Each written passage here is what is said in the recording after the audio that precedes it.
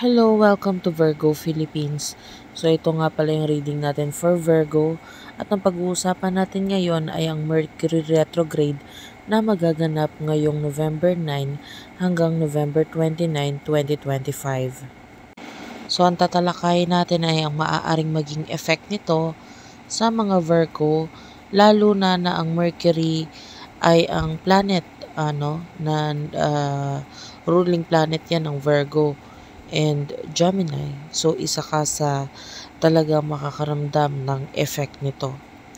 So, para sa mga hindi nakakaalam, ang Mercury retrograde ay ang pagbagal ng planetang Mercury kung saan mas magmumukhang mabilis ang takbo uh, ng planet Earth.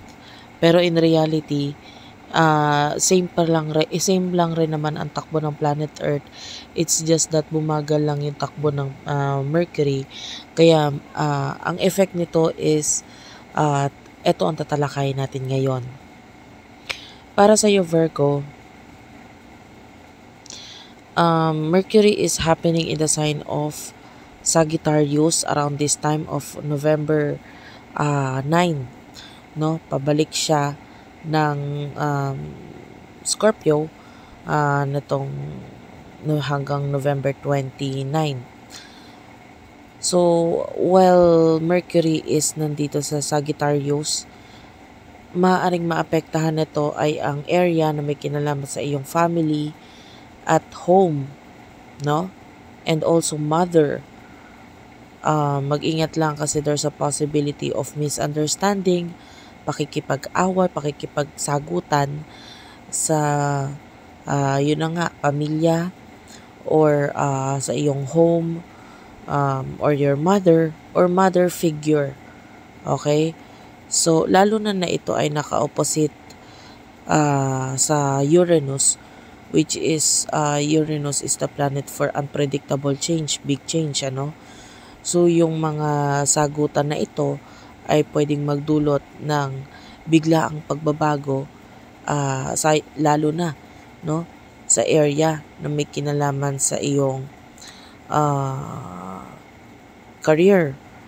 Yan, apektado din yan. And also with authority ng buhay mo like father figure, your mother, ayan, sabi ko nga pwedeng maapektuhan. Malakas talaga ang chance, lalo na pag nagkaroon ng Mercury retrograde, nandun yung maapektuhan yung way mo na pakikipag-communicate. Pwedeng magkaroon ng misunderstanding, merong mga pag-uusap na ma-misinterpret mo yung mga sinasabi nila. And lalo na ang conjunction ng Mercury sa Mars, no? And the planet of Lilith, magkakaroon sila ng conjunction yan. So yung conjunction na ito ay pwedeng maka-affect, lalo na si Mars naman is a planet 4. Aggressive planet yan eh. So pwedeng ito na nga, magkaroon ng pag-aaway, pagkakagulo, hindi magandang pag-uusap, ayan, pwedeng magdulot ng pag-aaway, ayan. And lalabas din kasi yung iyong pagiging rebellious, no? Dahil pag nagkaroon ng conjunction itong si Mercury kay planet of Lilith, hindi pala planet, but the asteroid Black Moon Lilith. So nakikita natin dito, pwedeng maging rebellious ka, no? Lalabas yung rebellious energy mo, no?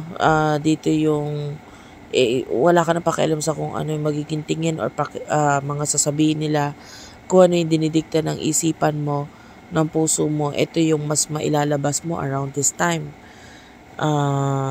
Lalo na on November 21, which is that is the time na magkakaroon ng conjunction itong si Mercury at si Black Moon Lilith. And of course, naka-opposite pa rin ito kay Uranus. So may mga biglaang pagbabago na magiging magiging dulot itong komunikasyon na ito, no, na hindi mo inaasahan. Ang affected nito is yun nga, yung iyong home and also career is kasama na rin kasi si Uranus is nasa um, nasa career house mo. But anyway, on November 22, magkakaroon naman ng trine itong si Jupiter and si Mercury. Ayan, and the Black Moon Lilith. So maganda itong position na ito. November 22, actually ang effect nito pwede mong ma-experience days before, days after nung November 22. And etong mga changes na mangyayari sa'yo is magdudulot siya ng another opportunity, another door for you para ikaw ay mag-grow. Lalo na sa area na may kinalaman sa communication. Like technology, ayan. For example, because yung effect is unpredictable change nga sa'yo, ano? So, pwedeng yung pakikipagtalo mo with the boss could lead into you na mas mag-focus ka na lang sa other career or other job na pwedeng may kinalaman sa iyong home, or, focusing on home-based job, or using the technology, no? Internet. So, pwedeng maisipan itong mga bagay na ito na maging dahilan para mas mag-grow ka. Kasi if you will, of course, stay sa isang position na hindi naman nagbibigay ng growth sa'yo, pwedeng walang patunguhan itong ginagawa mo, no? So, itong mga changes na to definitely, parang itong Mercury retrograde, magbibigay daan siya para magkaroon ng bagong pintuan na magbubukas para sa'yo, para mas magkaroon ng growth ka, no, sa buhay mo. And pwedeng you are stuck for so long sa isang bagay na parang nagbibigay ng boundaries sa'yo. So, it's about time na itong si Mercury retrograde, tutulungan ka niya na makita yung mga bagong opportunities para sa'yo, lalo na sa area ng home. No, kaya nga nabanggit ko yung home-based job. Yung iba, could be something to do with home, like real estate. No, if you are trying to sell a home, rent a home, this is the right time na pwedeng pagtuunan ng pansin ito. Kaya lang,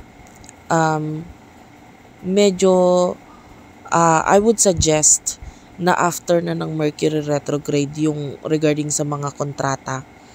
Kasi of course, nabanggit ko nga na pwedeng mag-cause ng misunderstanding at pwedeng may mga importanteng detalye ang hindi maisulat or hindi mapansin sa contract. So if you are planning na magkaroon ng kontrata, pag-uusap regarding dito sa bagay nito, mga after na ng Mercury retrograde, which is November 29, ano? But bago mag-end yung Mercury retrograde, the good thing about this is that magkakaroon siya ng conjunction November 25 sa planet of Venus, which is also magbe-benefit ka rin dito kasi Venus is the planet that attracts.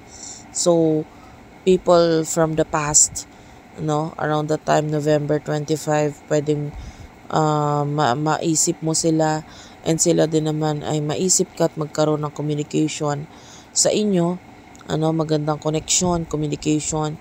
This is the time na yung mga bagay na babalikan sa past na hindi pa tapos. There's unfinished business sa inyo ng mga taong ito, could lead into something more pag nagkaroon ng reconnection ngayon. Ayan, magandang communication ang ipinapakita nito. Okay? Kaya lang yung iba, it could also be people from the past, pero yung communication at connection dahil nasa sign ito ng Scorpio would be like a secret, no? Pwedeng hindi ipaalam or hindi sabihin sa iba. Anyway, good luck sa iyong time ngayong Mercury retrograde. I wish you well. I wish you luck, guys. Thank you for watching, and bye-bye.